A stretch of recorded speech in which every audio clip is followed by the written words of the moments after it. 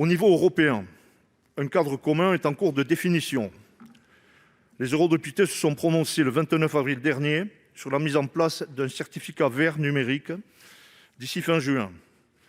Son instauration devrait permettre de faciliter les déplacements entre les pays membres. Pourriez-vous nous confirmer que sa délivrance se fera dans les mêmes conditions que le pass sanitaire ? Le Président de la République a dressé un cap clair. Dès le 15 juin, tous les Français majeurs qui le souhaitent, et je l'espère chacun d'entre eux, pourront se faire vacciner.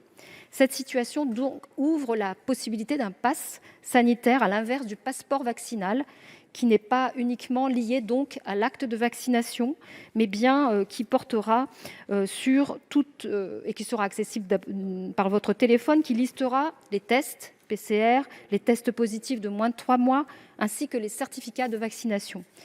La vaccination étant fortement encouragée, le pass sanitaire ne pénalisera pas les personnes non vaccinées contre la Covid-19, d'autant que, je le rappelle, c'est assez unique en Europe, les tests sont gratuits en France.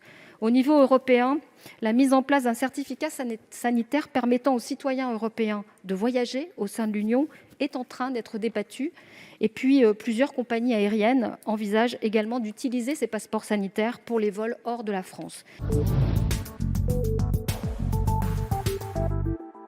Le virus a frappé partout, mais il n'a pas touché les territoires et les lycées de la même façon, ni avec la même intensité et les mêmes conséquences en matière de continuité écologique.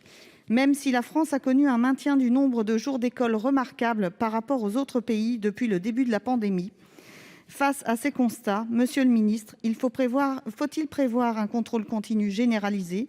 Faut-il prévoir des aménagements supplémentaires ? Que ce soit pour le baccalauréat général et technologique ou pour le baccalauréat professionnel, nous nous adaptons.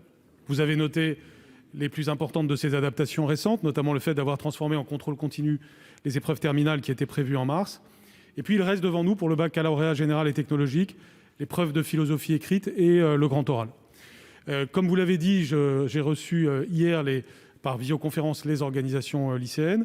Nous discutons aussi aujourd'hui avec les organisations représentatives des personnels. Bien entendu, il y a des propositions qui parfois peuvent être contradictoires entre elles.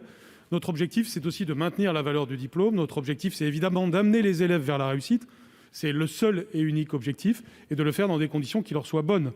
Et donc, nous voulons qu'ils se passent une épreuve terminale le plus possible, mais en même temps, nous cherchons des aménagements pour que, tout simplement, ils puissent réussir. C'est pourquoi il y aura, par exemple, très vraisemblablement, des mesures pour qu'un élève, lorsqu'il arrive à un oral, puisse indiquer les parties du programme qui n'ont pas été vues, le document étant signé par son professeur. C'est un exemple parmi les aménagements que nous allons pouvoir donner.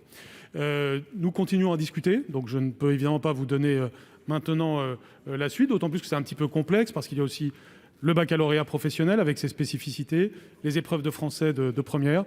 Je ne doute pas que nous allons arriver à cette solution pragmatique et bienveillante, qui sont donc les deux mots-clés, et c'est au cours des prochaines heures ou des prochains jours que je pourrai donner la solution à laquelle nous arrivons. Je vous remercie.